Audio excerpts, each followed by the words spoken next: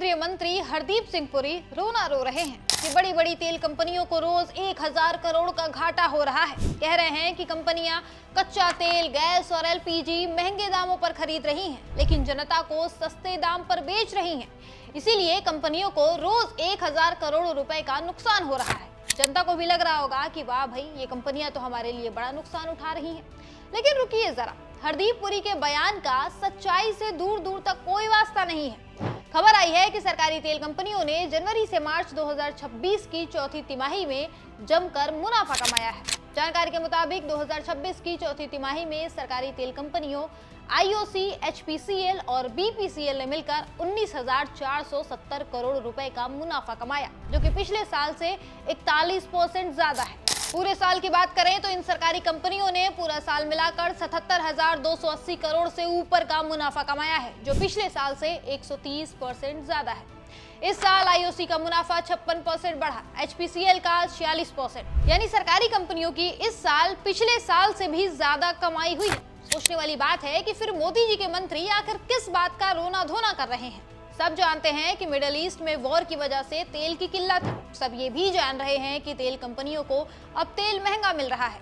लेकिन फिर सवाल उठ रहा है कि ऐसे में कंपनियों को मुनाफा कैसे हुआ? तो जवाब है, जनता से लूटकर। मोदी सरकार कोई नुकसान खुद नहीं उठाना चाहती है, सारा बोझ जनता पर डाल दे रही है। इसीलिए तो हर दूसरे दिन पेट्रोल डीजल के दाम बढ़ाए जा रहे हैं। जब तक देश के अलग अलग राज्यों में चुनाव थे, तब तक सरकार ढोंग करती रही कि सब चंगा है, देश में कोई समस्या नहीं है, किसी भी चीज की कमी नहीं है।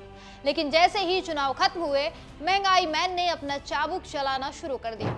हर दूसरे दिन महंगाई बढ़ने लगी। दूध, ब्रेड से लेकर एलपीजी सिलेंडर तक, पेट्रोल डीजल से लेकर सोना चांदी तक, हर जरूरत की चीज महंगी हो चुकी है। आज भी पेट्रोल डीजल के दाम बढ़ाए गए हैं। पेट्रोल पर इस बार 2 रुपए 87 पैसे बढ़ाए गए, तो वहीं डीजल पर 2 रुपए 80 पैसे। पिछली बढ़ोतरी को देखें तो सिर्फ 11 दिन में ही पेट्रोल डीजल 8 रुपए महंगा हो गया है। आम आदमी की जेब कट रही है, महंगाई बढ़ रही है, ट्रांसपोर्ट महंगा हो रहा है, सब्जी, दाल, रसोई गैस सब पर असर पड़ रहा है। लेकिन कंपनियां मुनाफा कमा रही हैं। कुल मिलाकर सरकार कल भी जनता को लूट रही थी और आज भी लूट रही है। याद करिए, जब रूस यूक्रेन युद्ध हुआ, दुनिया भर में तेल महंगा था, लेकिन भारत ने रूस से सस्ता तेल खरीदा। रिलायंस, अडानी और सरकारी कंपनियों ने मोटा मुनाफा कमाया। रिफाइनिंग मार्जिन बढ़ गए, प्रॉफिट के पहाड़ बन गए, लेकिन जनता को एक पैसा भी फायदा नहीं दिया गया। पेट्रोल, डीजल, गैस सिलेंडर महंगे के महंगे ही बिकते रहे। सरकार ने टैक्स भी अच्छा खासा वसूला, और आज जब कच्चा तेल महंगा हुआ है, तो पेट्रोल डीजल के दाम बढ़ाकर आज फिर जनता से ही वसूली की जा रही है। सवाल पूछा जाना चाहिए सरकार से कि जब कंपनियां मुनाफा कमा रही थी, तब जनता का हिस्सा क्यों नहीं दिया गया?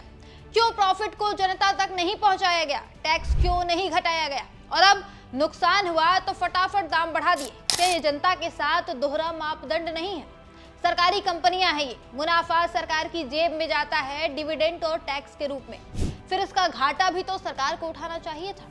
जनता पर बोझ क्यों डाला गया फिर?